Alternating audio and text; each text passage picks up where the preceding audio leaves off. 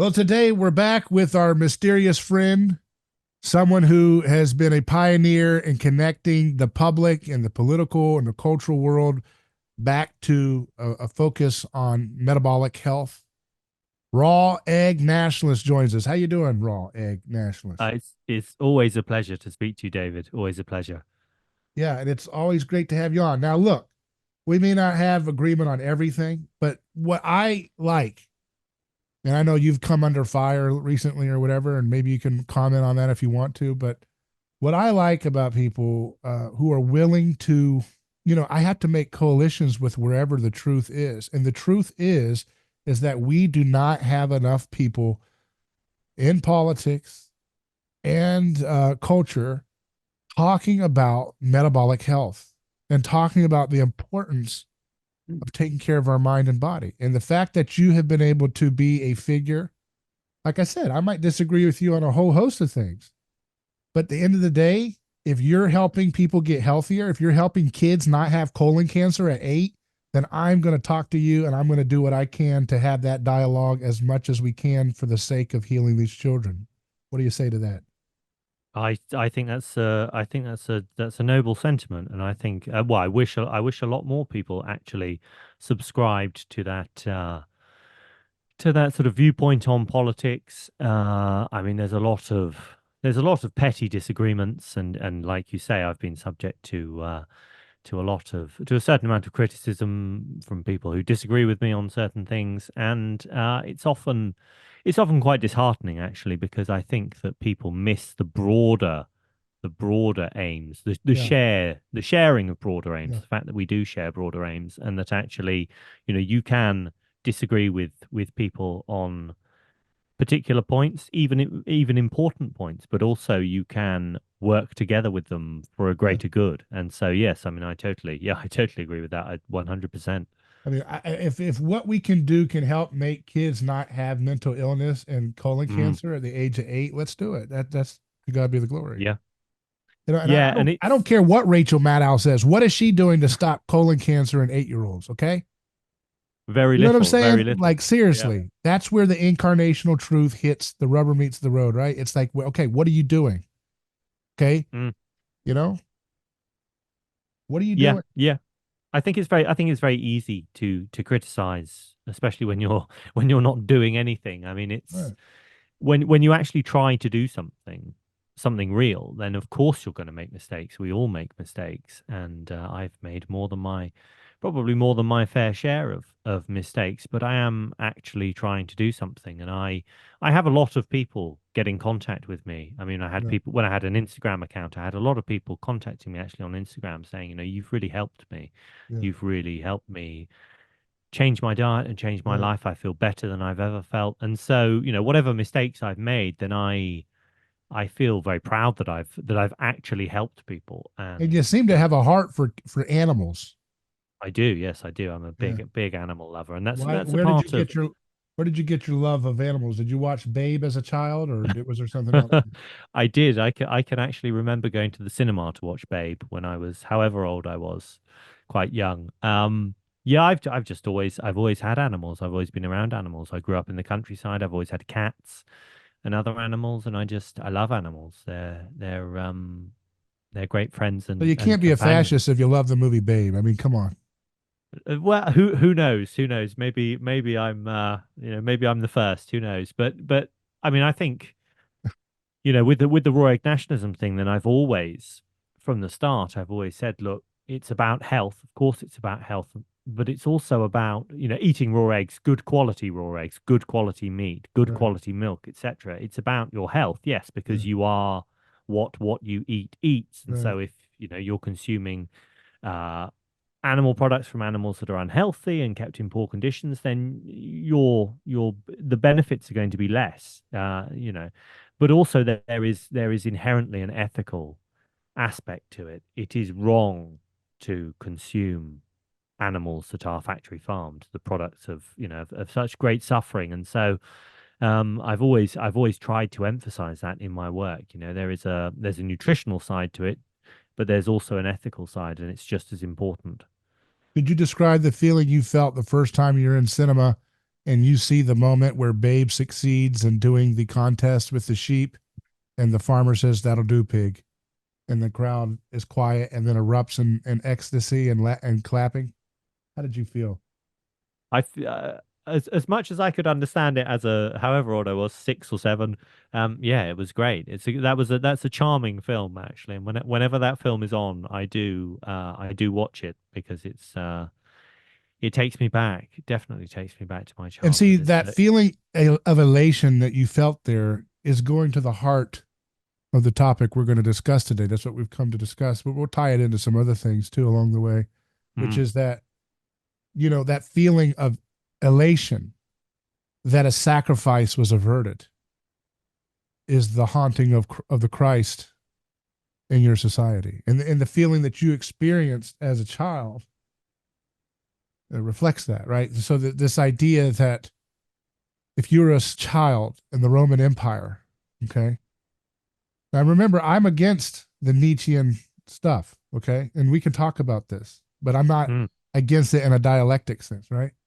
So I know there's a lot of Nietzschean guys online that want to pine for the days of the Roman Empire, but if you were a child in the Roman Empire, if you're watching in that version of theater, sitting in the crowd watching a pig, I guarantee you would not be swept up in the ecstasy of the aversion of that pig being sacrificed, but rather you would probably be swept up in the mimetic contagion of the ecstasy of that pig being torn apart piece by piece by a lion or something bigger than it.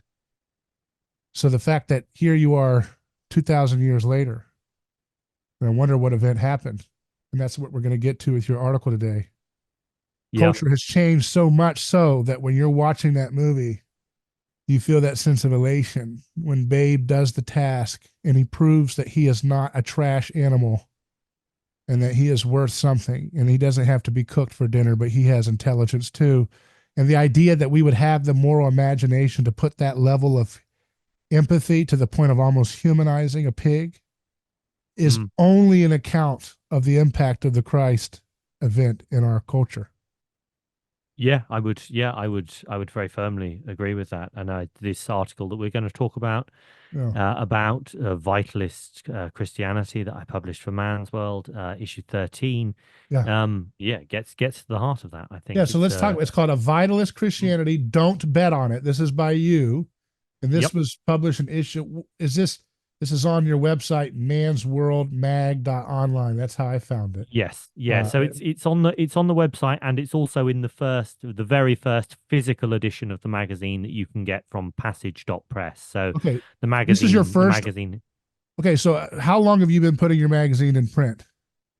since so it's been online. It's actually the magazine has existed online since early 2021, Okay. and we're up to 13 issues now, and the 13th issue was the first actual physical magazine. Wow. So we've got a 200-page physical magazine, And is that like a classic Playboy and type that's thing. and that's mailed out to people all over the world or where? Yes, yeah, yeah. So you order it, you subscribe on Passage.press, and yeah, you get sent.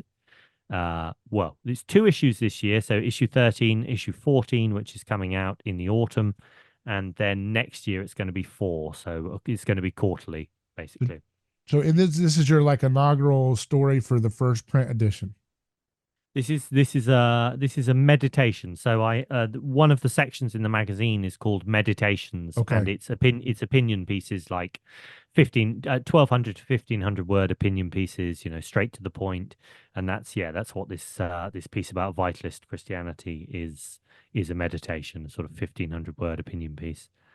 So that's fascinating. So this is means a lot to you. You seem like someone who really wrestles with Christianity. Do you consider yourself a religious Christian or a Christian? Yes, this is an interesting question. So, I mean, I was baptized Church of England, for what that is worth as a child. I mean, I think it's impossible not to. I think if you think it's Right. impossible, if you understand uh, the West and its history up to the present, then I think it's impossible not to consider yourself a Christian, even if you're not a even if you're not a practicing Christian, even if you're not a believing Christian, and you have been so shaped by Christianity on an Right. individual level, but also the cultural scene, the historical scene has been so shaped by Christianity that actually it's a nonsense to say that you are anything other than Christian to the core. Um, but one thing I should add as well is that I did a doctorate at Oxford on the Reformation. So I mean I've written at great depth about Christianity and about the Reformation, this great schism that happened in Mhm. the 16th century, that gave us the modern Christian landscape, the predominant division between Catholicism and Protestantism, and really set the modern world on its course. So I mean, yes, I do. I think a lot and have thought a lot about uh, Christianity, the history of the religion, but also its meaning today. What Right. does it actually mean? Is it possible to be a Christian? Are you a Christian, like I say, even if you don't believe, etc.? So yeah, it's something that I've wrestled with at a very Interesting. deep level for a long time. Did you read the book Dominion by the historian Tom Holland, who's a fellow British Anglican like you? I've got it on my shelf, and I It's a flicked big through. book. You need to at least listen to the Yeah, audiobook if you have time. I flicked through some of it. I haven't got around to reading it, but I'm looking at it now, and I It's a actually heck of a I book. will Yeah, read it. it's a heck of a Yeah, I book. will read it. And he has a similar story, it sounds like. He came back to the Christian faith after he did a deep dive of its history. So, what was the thing that pulled you away from the veracity of the claims of the Christian faith? Was there a moment where you disappointed? Did you have a bad experience with church? Was it an intellectual thing where you heard about Charles Darwin and the origins of species? He said, "My God, that's it. I just can't accept these claims anymore. It's just a fairy tale," as Richard Dawkins tells me. What happened here? I don't. I certainly wouldn't say that I've ever sort of explicitly thought, oh, it's all just a fairy tale. I mean, I've never. Yeah. I've sort of danced around belief and unbelief at various different points in my life. I mean, my experience of organized religion of the Protestant Church of England has is like the experience of many others is probably not a particularly exciting or interesting one. The Church of England is a moribund institution. It doesn't really function to do anything other than act as a custodian of Britain's historic buildings, Yeah. and in particular the village churches. So, one of the most sort of wonderful aspects of life in Britain is that the majority of communities still have at their centre an amazing medieval edifice, a church, right, that Mhm. has existed for 500, 600, 700, maybe Mhm. even 800 or not. I mean, my local church is 1,000 years old. It's an Mhm. Anglo-Saxon church. There are Mhm. still, you look at the fabric of the church, there's still visible Anglo-Saxon masonry and building work, but it's a Norman church, but Mhm. there are even older bits. But I mean, my experience of the church has just basically been that it's a custodian of these lovely buildings and Yeah. nothing much more than that. And even when I was at Oxford and Cambridge, and I would go to chapel, to evensong and to other services, um, I never really got a sense that the Church of England was anything much more than that. That it was like a very gentle custodian of tradition, that it didn't really have a present or a future, that it was just kind of like a kind of gentle looking back to the past, and Oh. kind of allowed you almost, you step into chapel at an Oxford or Cambridge college, and you're stepping back in time, and into a world of ritual that doesn't really sort of have any existence outside that particular Mhm. bounded area. So I mean, I've never experienced Christianity really. I mean, I've been to Catholic services, and I've been to Mhm. an Orthodox Russian service, and um, uh, Mhm. seen a little bit of evangelical Christianity too, and but really, my overwhelming experience has just been of the Church of England, and it's very difficult even Church of England priests and vicars and bishops and even the Archbishop of Canterbury, they never really give off any kind of sense that they actually believe themselves. And they're so ecumenical as well. Yeah. And I think this is a problem because they basically say, oh, well, you can be a part of the Church of England even if you don't believe. You can be Yeah. a part of the Church of England if you're a Muslim. And so they do things in Britain, and I'm sure they do this in other countries as well, where they'll let Islamic preachers and Muslims come into cathedrals and churches and hold Islamic services. Yeah. It's almost like it's almost like it's like Christianity that's kind of been emptied of all of its content, Yeah. and it's just like a basic form, and people can kind of go and participate in it Yeah. because it kind of makes them feel a bit better and feel like maybe they're sort of reaching towards the numinous, that they're kind of experiencing transcendence, but it doesn't require any real commitment from them. It doesn't require any sacrifice. It's Right. just like a way to make yourself feel a bit sort of better about, maybe there's some meaning to life after all. Yeah. So I mean that's how I would characterize my experience of Christianity.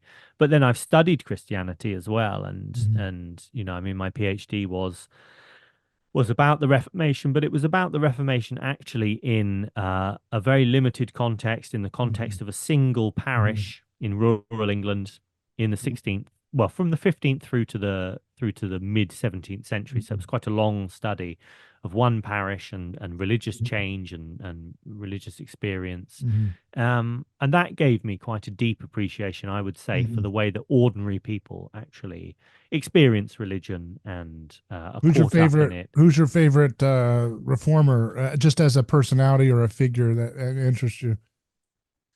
Oh God, let me think. I mean, I was always interested in the sort of John Wycliffe. Actually, I find very interesting. So Wycliffe was an English theologian at the University of Oxford, and he came along before the Reformation, about sort of 100 years before the Reformation, and he basically raised a lot of the same points about the church, about the corruption of the church, about monasticism, etc., that later Martin Luther and other Protestant reformers Mhm. raised. And his kind of and there was basically a movement, a mass movement behind him called Lollardy. That was what it was.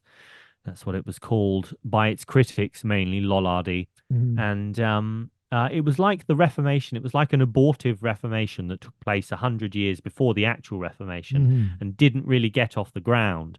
Largely, I think, because of the lack of the printing press. That was Yeah. that was a major factor. So they didn't have the printing press. They couldn't distribute vernacular Bibles in the Mhm. way and vernacular materials, sermons, etc., in the way that the Protestant reformers during the Reformation were able to. And it also lacked. I mean, there was a kind of elite backing for it as well, but the political situation was different from in the 16th century. So, I mean, Martin Luther, for example, he was shielded by various different German princes within the Holy Roman Empire Mhm. because they had political disputes with the Pope. And so he was able to exploit this kind of very fractured political situation in the Holy Roman Empire to survive, first of Mhm. all, not get captured and put on trial as a heretic and burned. But also for his ideas were able to spread because actually he was kept safe. He was allowed to keep writing. Mhm. He was allowed to distribute his works, etc. But yeah, I mean the English thing, the Lollards, Wycliffe, I find that interesting. It's interesting that Mhm. you get the same criticisms of the Mhm. institutional church of the church hierarchy Mhm. across many centuries, and you get attempts to reform the church that fail or only go some of the way. And then eventually what you get is you get a gigantic schism that lasts Mhm. to this day and has Mhm. has determined the history of the not only of Christianity but of the modern world as well, because the modern world really was forged in the Reformation in so many different ways. Yeah. That's fascinating. It's so you were studying history. That was your major, or was it a PhD, or what was you? Yeah, so medieval history was Okay, sort cool. of early modern So how did history. you get Yeah. into Oxford? Or is that like I imagine that's kind of looks like Hogwarts. Is that right? When you're in there? That's what every single American and Yeah, North American visitor to yeah. They Oxford and always say Cambridge that. says. You guys go in there They and you go they go smell these they go big in the college. libraries. Yep. What do the They go in libraries the smell like, huh? That's got mold in there since the founding Yeah, of they of- smell. They have a very distinctive smell. yeah. Yeah, the libraries and the chapels and the whole college is really. Then they have Don't you a have to be like connected to intelligence agencies or something to get into Oxford these days, or no? no, no, no. I mean, I think they're still. I think Oxford and Cambridge are still recruiting grounds for intelligence, sure. Okay. But no. I mean, I think in fact, I don't even think you have to really be that smart anymore, to Yeah. be honest with you. I But think it's kind of a prerequisite. I'm sorry not to say about with you, but for most most of the folks that come out of there, it's kind of like midwits that yeah. but Oh yeah. anyway, I mean, yeah, not some an of the attack on you though. I don't want to make No, no, no, it no, sound. well, no, no, don't worry. But I mean, yeah, a lot of the people that I met, yeah, were But were there's so much Lutheran for history though. sure. How does that feel though? I mean, do you soak it all in when you're going through it? Like, oh, there's that guy, and Yeah, there's what this yeah, guy it was. is. It is like Yeah, it's an inspiring setting to be in. You walk past the tree where the apple fell on yeah, Sir Isaac Newton's head, and you're in a college where Wittgenstein was there, and yeah. all of these great thinkers, and So you feel that history is alive, and maybe I'll be the next one of those. Did you feel that way? yeah, maybe. I mean, I used to, when I was in Cambridge, I used to see Stephen Hawking in his wheelchair zipping around, which was pretty cool. Um, Did you tell him but that? yeah, I Did you think tell him that black holes do not exist? I never got a chance to speak to him, but I Did did. he try to recruit you to his parties with Jeffrey Epstein? No, I was at the wrong college, and I didn't. But that sort of stuff does go on. I mean, there are some quite notorious sort Did you of ever meet John Lennox? I think he's the one of the famous Christian apologists there. Is he at Oxford or am I? No, he's at Cam. uh What are we talking here? no, I'm trying to think who I do What you did you? know David Milbank? This sounds familiar. Yeah. Uh-huh. Yeah, he's quite a big theologian. Yeah, Yeah. I met him. He was at Cambridge. Yeah. He wrote a book called, what was it, Theology and Social Theory, something like Okay. that. A big book about he called social theory decayed theology. That was Yeah. his basic theory That, thesis was that like social theory is just like a kind of a decayed form of theology that lacks the kind of deeper grounding, deeper that's true. foundation. Yeah, that's true. Uh, which I think, yes, I do think is right. That was a good book. Did you study Rene Girard back then? I know you published. For those who are not familiar, he's Egg Nationalist published a essay I wrote about the scapegoat power of Trump, which was Yeah, something I've been talking about that was for a over cool a essay. decade. Yeah, no, not Yeah, over, no, almost a decade since 2015. But I think actually I only really started to know about Rene Girard through Jordan Peterson, actually okay, talking to Jonathan Pageau, I think, okay. about Rene Girard. So I've I did I've an not interview actually. with Peterson in 2018 when his book came out, Nice. and I made the whole interview basically focused on. It was the day his book was released, and he was so focused on Kathy Newman. But I was like, hey, I want to talk about the juxtaposition between Carl Jung and his approach to Christ versus Rene Girard and the anthropological approach, and that's what our video interview was about. But I can't believe I haven't seen that. I will well, look that up. it's because YouTube deleted my channel and all the other Oh God. censorship apparatuses were unleashed, so we lost a lot of that. But we've got backups all over the internet. We'll send you a link. But yeah, Please. that was a fascinating conversation because Peterson takes more of the Jung approach, which is more of a psychological approach to interpreting the Mm, scripture. And Girard is going to anchor it right back into nitty gritty history, right? And so it's like, okay, yep. these are real historical people, and this is about imitation, and people imitate gestures and desires, and they're Mm, imitating the desires and gestures of Jesus. And there's this whole thing going on there that's more concrete and more incarnational.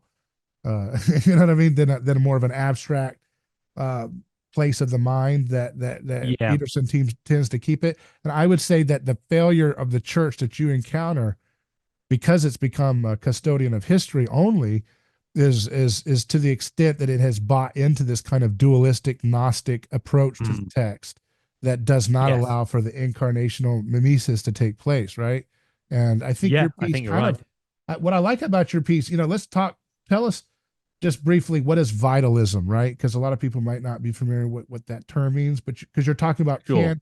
is there such a thing as a vitalist Christianity? And you say you don't think so, but you're pretty fair about I mean, in terms of trying to weigh different sides of this. Mm. Yeah, so vitalism is I mean people are talking about vitalism again mainly because of Bronze Age pervert Yeah. and Bronze Age mindset. So it's like in basic terms, if you try to boil it down, it's like vitalism is a kind of philosophy that's focused on biology and on sort of encouraging life to flourish as life. There are certain, man has certain drives. Man, wants to overcome himself. He wants to assert his dominance. He wants to project himself out into the world. And so vitalism is basically a philosophy that sort of advocates for, people to do that, for people to, sort of develop themselves. It draws quite heavily on Nietzsche in particular and others, but I'd say that Nietzsche is the real sort of philosopher of vitalism, and he's a huge influence on Bronze Age pervert and on others who follow him. And I mean, I've read a lot of Nietzsche. I'm a big fan of Nietzsche. I don't agree with everything that Nietzsche says, but I think that Nietzsche is an incredibly profound philosopher. But people are talking about whether it's possible for Christianity to be a kind of so this is a way to think of it, to life affirming versus life So denying. pro So life. that's some yes. Yeah, yeah. So that's not the same. Yeah, that's not the same Yeah. as being pro life. No, that's But so I'm saying that in an ironic sense, right? But yeah, yeah, sure. this idea that um and this is what I'm trying to get at, is that, like, I think if you look at Tom Holland's book, you look at Rene Girard's Mm, work, you're going to see, and maybe a dash of Ray Peat to help, that uh-huh. the only way you can have so again, just to make sure I'm understanding, if you were to define vitalism in one sentence, like, what would that be, just to make sure I get, before I continue with the Christian vitalism that I'm thinking here. Okay, let me think. It's vitalism is a philosophy and way of life that affirms the nature of existence and man's sort of biological instincts and drives, and encourages them rather than attempting to suppress or turn them Mhm. against man. Basically, Mhm. that's that. Yeah, that's it in a sentence, maybe. So with the Christian worldview, we'd say that God created um, the creation, he created earth with the idea that God was going to dwell here as his home, right? Hmm. And so that he makes man his viceroy rather than being a blight on creation. Man Hmm. is his viceroy, the penultimate jewel of the created order as reflected in the cosmos and in planet Earth, right? Hmm. And so if that, and God says it's good, and then when he gets to man, he says it's very good, right? So there's this really extra emphasis on the elevation of man in this story of the Christian story, just from the very beginning. Of course, you have the fall, right? And the fall helps Yeah. situate this idea of the universality of evil and the universality of a kind of bent or twisted nature that comes through history. And of Hmm. course, Christ, the second Adam, corrects and fulfills and completes the project of the first Adam, where he was able to not complete it. Christ fulfills it. Romans, and Paul talks about in the book of Romans, that the creation is awaiting and looking for the sons of God to be revealed to set creation free from its bondage to decay. Okay. So, in other words, the only, in my opinion, logically consistent pro humanity, pro life, life affirming philosophy one can derive would be from the Christian worldview, which is that God made us to be good. We have a purpose on this earth to actually be co-participants in the creative act of enhancing the earth and biological life with it.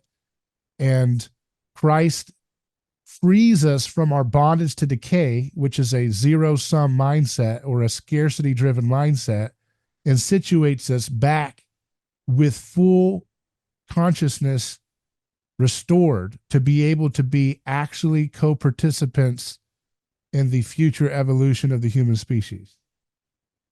Yeah, well, I think that's a very, very profound interpretation of the Christian message. I mean, I think it's if you're talking about vitalist Christianity or vitalism and Christianity, you have to talk about the Nietzschean Right, critique of Christianity right. and in particular, the genealogy of morals, but also his other work, up to and including the Antichrist, his last published work, and the Will to Power, where he talks about Christianity as a life denying religion because basically what it does is you defer the possibility of real life to another life, to Right. the afterlife. I mean, that's the sort of that's the Cliff Notes version, I suppose, of the sort of the Right. kind of Nietzschean But that's not critique. just that. He also didn't like the slave resentment morality that Exactly. he Yes. felt Yes. that some type of Pauline Christianity was unleashing in the world, right? Yes. Exactly. Yes. He gives this historical account in the genealogy of morals of the emergence of Christian morality in what he calls the slave revolt of morality, where what you have is you have these natural aristocrats, and there are natural aristocratic values, and they are the values of a minority, of a small elite, their exaltation in power, in cruelty, and sort of the exercise of one's physical powers, Yeah. domination, etc., contest.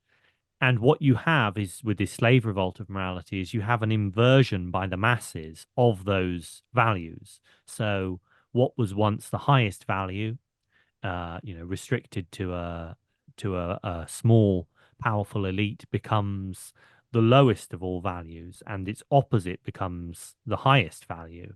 And this is Nietzsche says, I mean, his is a psychological account of the origin of Christian morality. Is this is resentment. This is inner hatred of Mm-hmm. the powerful and the beautiful by the kind of misshapen Mm-hmm. masses. I mean, it's a complicated theory, and Right. And you it's don't fully share that, like, because you care about the plight of animals, which are obviously, well, from a I Darwinian think it's standpoint, weaker than mankind in terms of being, the way they're housed for slaughter mm, or whatever.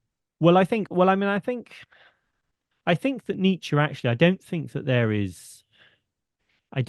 there's one single, let's say, Nietzschean interpretation of Christianity. I think that Right. Nietzsche was a very profound thinker and a very Right. well-informed thinker, Right. and I don't think that he just thought that Christianity was bad. I mean, Sure. Yeah. you can take particular and also that the emergence of Christianity was bad. So one of the things that I Yeah.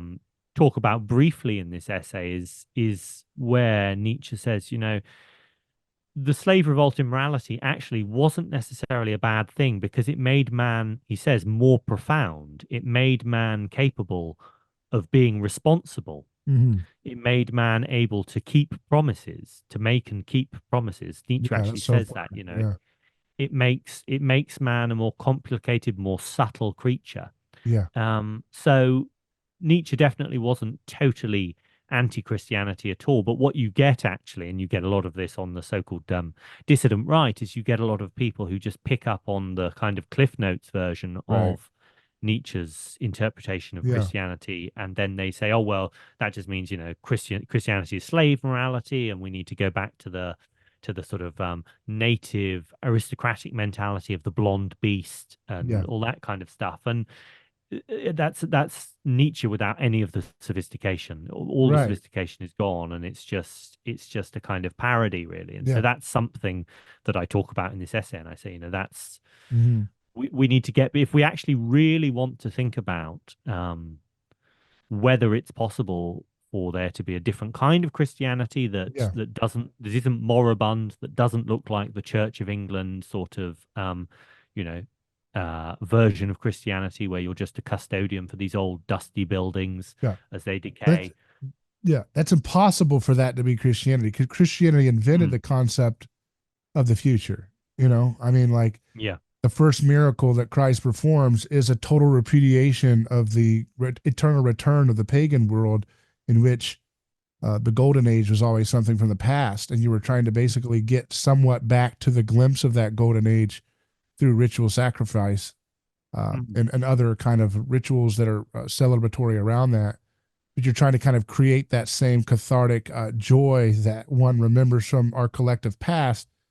And Christ repudiates that in this first miracle because he brings out the best wine at the end, which is kind of like a total challenge to this kind of mm, classical worldview that the purpose of history is just kind of getting remembrances back from our more superior earlier times when the Titans ruled the world. It kind of mm. goes down from Titans to gods to lesser gods to, you know what I mean? That's the Yeah. trajectory of like the pagan world. It's kind of like this kind of bondage to decay, as Paul would talk about it. It's this idea of like the the entropy, right? That the world is falling apart, that things fall apart, right?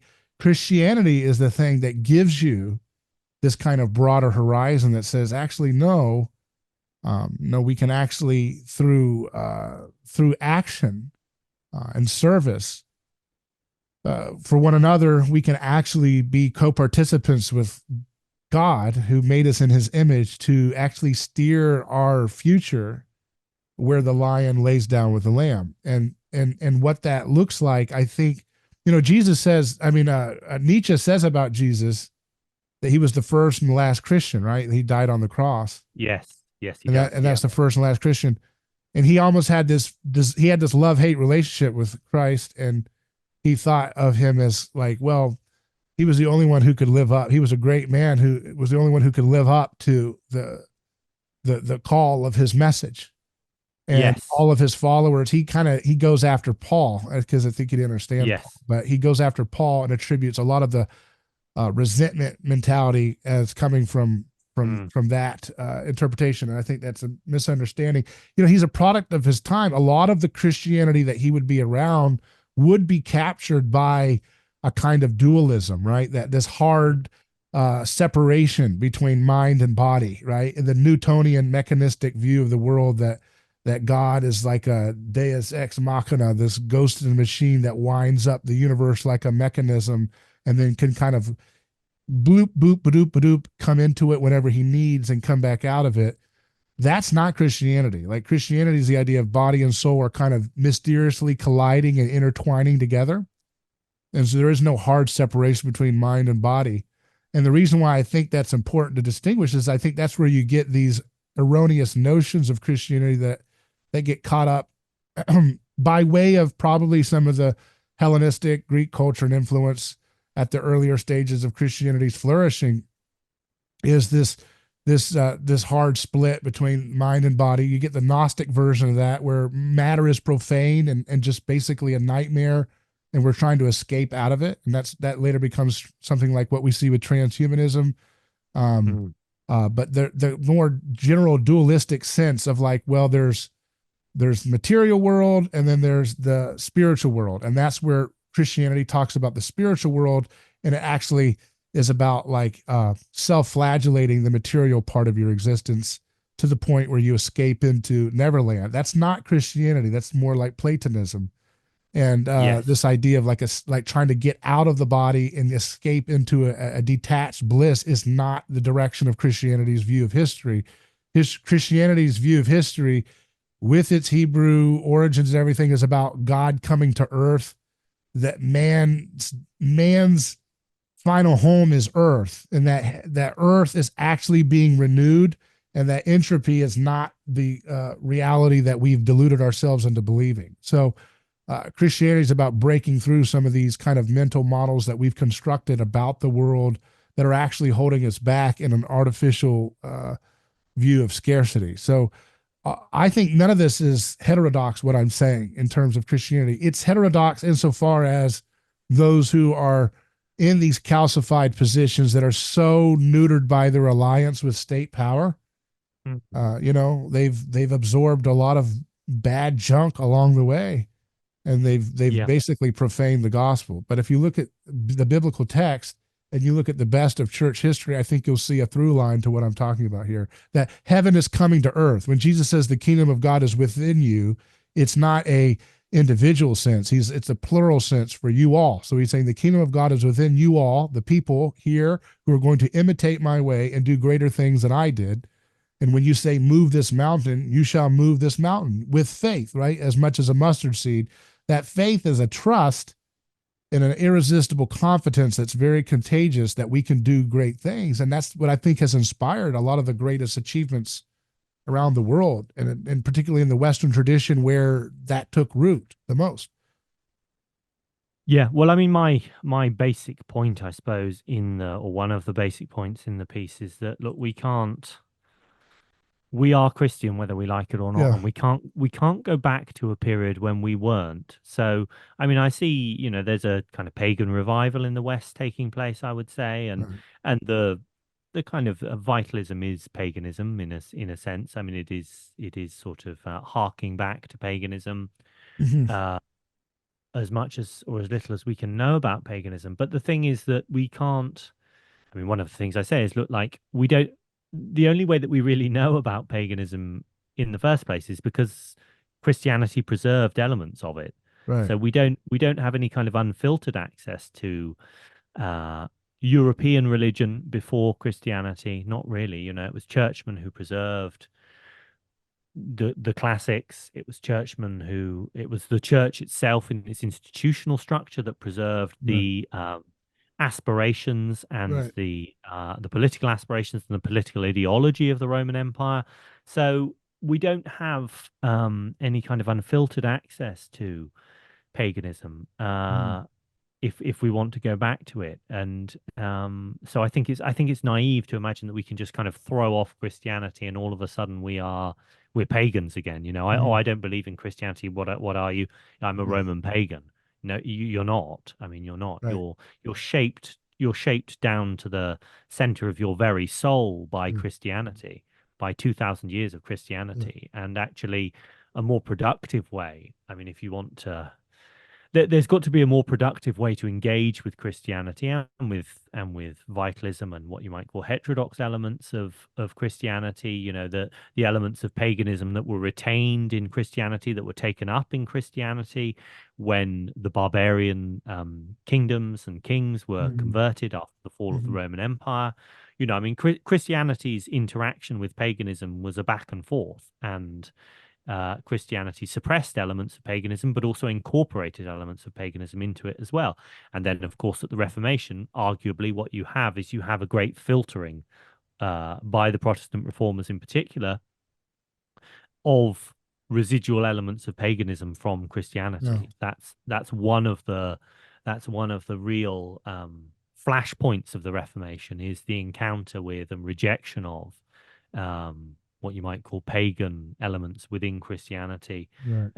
So I mean, it's a complicated thing, and Mm-hmm. it's certainly more complicated than a lot of people on Twitter would like us to Right. believe or But I think have that you believe. one of the things that'd be helpful for people is to not see, for those who are conservatives, to not see Christianity as, because like what you said is totally correct. We're going to have to live with it, but not live with it in the sense of, not that you're saying this, but live with it like, well, it's luggage and I've got to carry this around Yeah. with me and I got to figure out how to make the best of it. No, like you need to double down on it. Okay. And doubling down on the vision of Christianity unlocks the future in an abundant way. It's absolutely astounding. And I think Ray Peat's work, the late great biologist Dr. Ray Peat, who I got to know through my uh, show and offline conversations, provides a helpful tool for those who are meditating in these circles like you are, to be able to understand what Christianity does. I mean, he was influenced by William Blake, and Christianity Yep. is very effusive there, and so there's this vision, right? of this pro-life, pro-human vision that Christianity is fully the source of. Paganism, I mean, you might say there's I mean, again, these terms are so I'm not going to be a word thinker. You know, if people want to use vitalism for the pagan vision, that's fine. But I don't see that as anywhere near as pro humanity and pro life and vitality as the Christian picture, because the Christian picture is about being set free from the bondage to decay, which on an anthropological level, Rene Girard would help us see that that's the sacrificial violence that we continually look for in vain to provide catharsis. On a biological level, I would say Ray Peat helps us see that so much of our conception of progress is mediated through a lens of stress in our body, right? And so this is where we get into this bondage to decay, this bondage, the reign of death, like Christ is battling death, and we're his body in history executing that battle through time and space. And the idea behind this is that when man fell and became enslaved to death, it's not just the physical death, it's also the social cultural effect of knowing one's finality and knowing that there's all this whole finitude to your existence, which kind of creates already this kind of induced stress response physiologically in the body. And humans have had a hard time wrestling with this. And when you have times of stress, like the plagues or famines or resources are limited, as Rene Girard talks about, humans fall into this mechanistic-like behavior of spontaneously looking for someone who seems slightly different in a sea of sameness. When people are competing and becoming more and more alike, they tend to lock eyes in a direction towards a common enemy and devour or kill or expel someone who seems to be the irresistibly guilty cause of all of the mayhem and mischief. Just look at Donald Trump. That's a failed attempt at scapegoating a man on so many different levels. And the lesson with Trump is that the more he leans into the image of Christ, which is not, the more he learns how to lean into the opportunities of triumphing over violence, triumphing over an assassination attempt, indictments, and so forth, and not giving up, putting his skin in the game, being willing to shed blood, and still being willing to serve his fellow human beings and rally those people in that crowd that were scared and feeling shaken to the core. He could have just stayed ducked, but he risked his life to pop that head out multiple times. You can see him doing it not just in the famous scene where he says, fight, fight, fight, but also pops his head out multiple times. Even when they're trying to push him into the car, he's still sticking his head out and his arm out, not knowing if there's other active shooters who could continue to fire and endanger him. All of that is to show courage under fire, literally, and willing to lay down one's life for their friend is the greatest love, right? And this principle, right, that also includes forgiveness. I was watching Trump's RNC speech, and you know, it was very moving. It was the best speech I've ever seen him do when he was leaning into the grace of God. It unites the country irresistibly so, because we are a Christ-haunted society, both left and right. And to the extent that we learn to lean into that, rather than saying, I want vengeance and I will tear you down when I get power, that's not tough. That's actually tough from a stress-induced worldview. But with Christ, we're going to go beyond the stress mechanisms, beyond the stress hormones of cortisol, estrogen, serotonin, adrenaline. These are things that numb us out from a scarcity-driven world, and we're going to go to a post-scarcity world where there's abundance. And where we have abundance, we have a high thyroid, we have dopamine, we have healthy testosterone, healthy progesterone, and people are flourishing with a win-win. So with a win-win mentality, not a zero-sum mentality. Yeah, I mean, I really do need to read more Ray Peat, especially his stuff about the relationship between physiological stress and the endocrine system and spirituality and religion and all that kind of stuff. Because I mean, as far as you've outlined it, then it sounds I have connected cool it to Rene Girard publicly, but so I'm not trying to put words in his mouth that he's looked at Rene Girard, but I see what he's talking about, and having multiple. That's one of the benefits of looking at multiple disciplines at the same time, as you can kind of do systems Yes. thinking and see how things fit together on multiple layers, and it fits like a glove, right? Yeah. You know, if you're in a state of stress, right, you're going to be more likely to have an aggressive desire to have a fight or flight type of environment, which would explain why people have this scapegoat mechanism that Girard describes. He's not looking at it on a biological level, he's looking on an anthropological level. But Girard actually, uh, he actually thought, and he wrote a book called Evolution and Conversion, that Christianity provide the blueprint for an account of evolution and its future in the human species. So he intuited from study of literature and mythology something that I think Ray Peat's proper biological framework fits like a glove and gives us the roadmap to the future. It's fascinating stuff. And I think that's the future of where things are going to go. So that's why I'm sharing these ideas, because I think it fits right into the conversation you have here in this article. Well, we've got on the Mansfield website, we've got a great article by you about Ray Peat actually coming out next week. So Yeah. we will promote that, and yeah, it's a great one, and it's a really nice introduction, I think, to the work of Ray Peat, which I'm sure if you've been hanging around my corner of Twitter, then you will have heard of Ray Peat.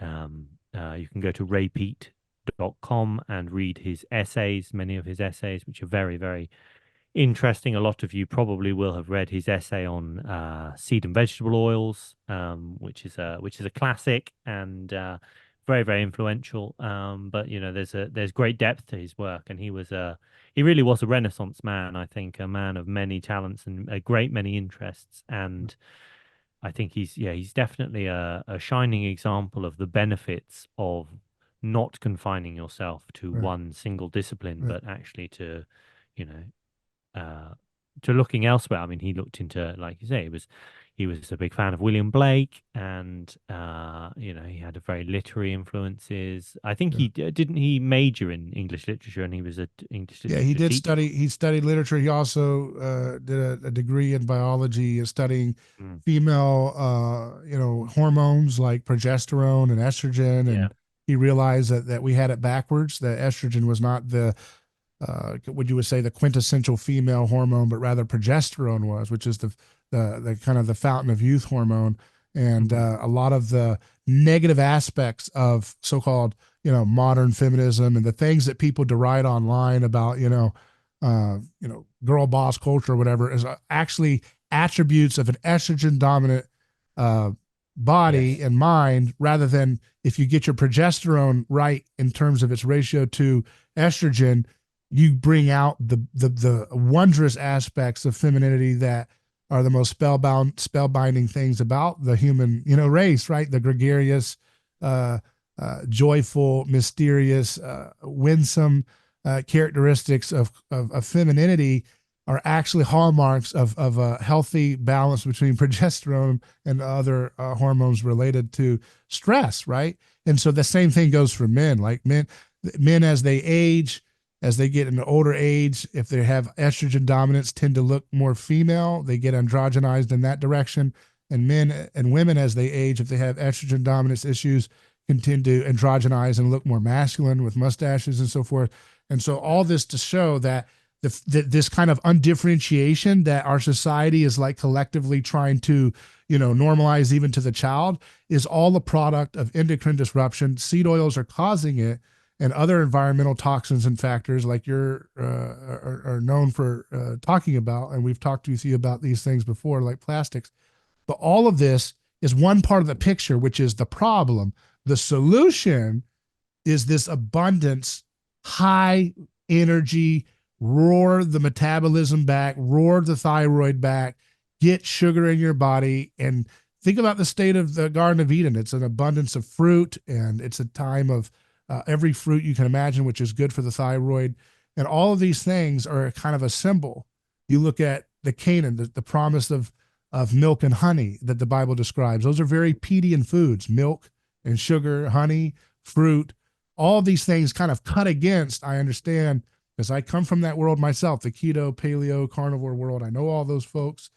I was fellow travelers with them for many years, and I've talked about their work. But I think the missing ingredient is the role of the thyroid and progesterone and these chemicals in relationship to the stress hormones. And the way we're eating and the way we're living is actually perpetuating a stress owned way of looking at success and the future and everything with it. And when you get this pro abundance, this kind of what Ray Peat would say, that structure informs energy, energy informs structure, this kind of balance that, again, you only find in the Christian picture of body and soul intertwined together. I think that provides us a blueprint for the way forward. So I'm excited about talking with this further with you in the future. I know you need to run, but let's leave it here for now. Any final thoughts or anything you'd like to leave us with? No, listen, I think that's fantastic. I will just say go to mansworldmag.online next week and read David's fantastic essay about a Ray Peat summer, why we need a Ray Peat summer. I'll be posting it on Twitter as well. So follow my Twitter, but it's a must read article, and that will be going up either Monday or Wednesday, possibly Wednesday, I think. Well, very good. I look forward to talking to you again soon. Thanks. Yeah, it was a pleasure, David. Thank you.